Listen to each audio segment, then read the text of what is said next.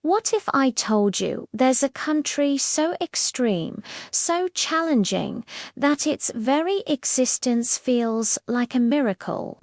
A place where the highest peaks on Earth crash into dense, steamy jungles, and where the ground itself is constantly shifting. This isn't a fantasy novel. This is Nepal, the most impossible country on Earth. Forget everything you think you know. Nepal is far more than just Mount Everest. It's a vertical world, a nation built on the rooftop of the planet.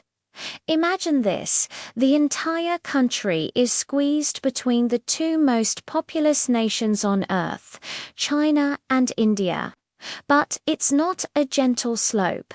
In just about 150 kilometers, the land rockets from nearly sea level in the south to over 8,800 meters in the north. That's like stacking more than 10 Burj Khalifas on top of each other. This insane geography makes building anything roads, cities, farms a monumental challenge. Let's talk about those mountains. The Himalayas aren't just big, they're alive. The Indian tectonic plate is relentlessly shoving its way under the Eurasian plate, pushing the mountains higher by about a centimeter every year. This constant geological brawl means earthquakes are a constant threat. The devastating 2015 earthquake was a tragic reminder of how volatile this land is. Living in Nepal means living with the knowledge that the ground beneath your feet can shake violently at any moment. This vertical landscape dictates every aspect of life. Take transportation. We complain about traffic, right? In Nepal, the traffic might be a landslide that has just wiped out the only road connecting a village to the rest of the world for weeks. There are only a handful of major highways, and even these are winding, treacherous mountain passes that would give the most seasoned driver nightmares. For many of the country's dozens of ethnic groups living in remote valleys, the only way in or out is on foot. A journey that can take days, or by small propeller planes landing on some of the world's most dangerous airstrips. Remember the Tenzing Hillary Airport in Lhasa? It's literally a tiny runway carved into the side of a mountain with a cliff at the end. One chance to get it right. That's daily life here. So how do you feed a nation of 30 million people when most of your land is practically vertical? You become a master of innovation. For centuries, Nepalese farmers have practiced terrace farming, carving giant steps into the mountainsides to create flat land for crops like rice, maize, and millet. These terraces are an incredible feat of engineering, sculpted by hand, generation after generation. It's a constant battle against gravity and erosion, a testament to human resilience. But it's not easy. Most farming is still done by hand or with the help of animals because you can't exactly drive a tractor up a 45-degree slope. And then there's the weather. Nepal's climate is a story of extremes. The south, the Terai Plains, is a hot, humid, subtropical jungle, home to rhinos, tigers, and crocodiles. Travel a few dozen kilometers north, and you're in the alpine zone, where temperatures plummet and the air thins. This incredible diversity is fueled by the monsoon. From June to September, torrential rains sweep in from the Bay of Bengal, unleashing floods and landslides. The monsoon is a double-edged sword. It's vital for agriculture, filling the rice paddies and replenishing the water sources. But it also cuts off communities, destroys infrastructure, and makes life incredibly difficult. It's a seasonal dance with nature that the Nepalese have mastered over millennia. Politically, Nepal's journey has been just as turbulent as its geography. It was a kingdom for centuries, isolated from the world.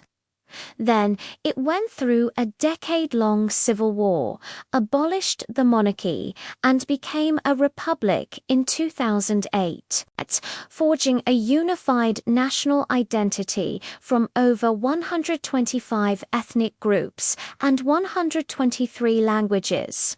Each with its own culture and traditions, is an ongoing, complex process. Imagine trying to run a country where a neighbor in the next valley might speak a completely different language and have a different faith. Yet, somehow, it works.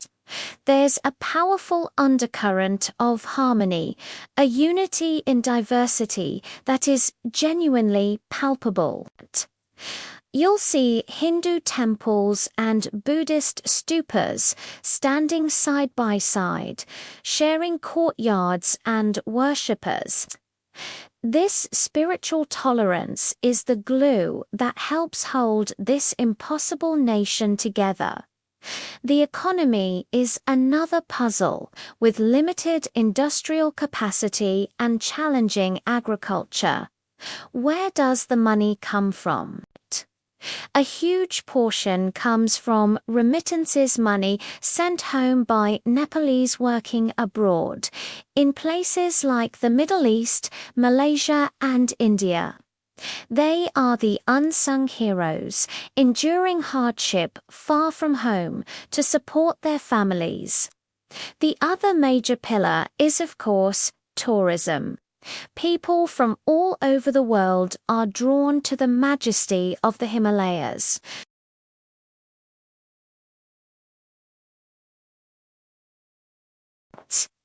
But this also creates a paradox.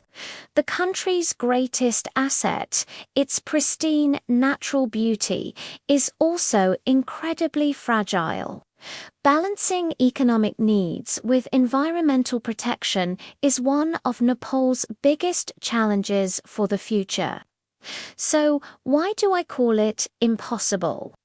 Because by every logical measure, a country with this geography, these geological risks, this ethnic diversity,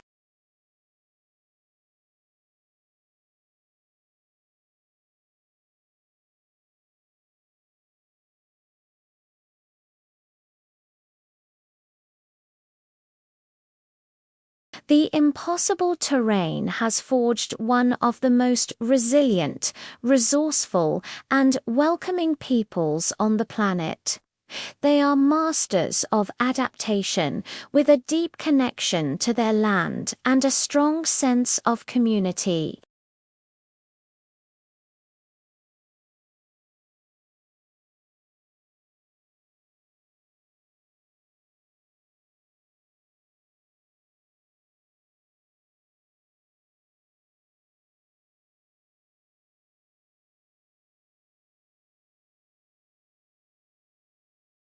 It's a country that teaches you that the greatest obstacles can inspire the greatest strengths.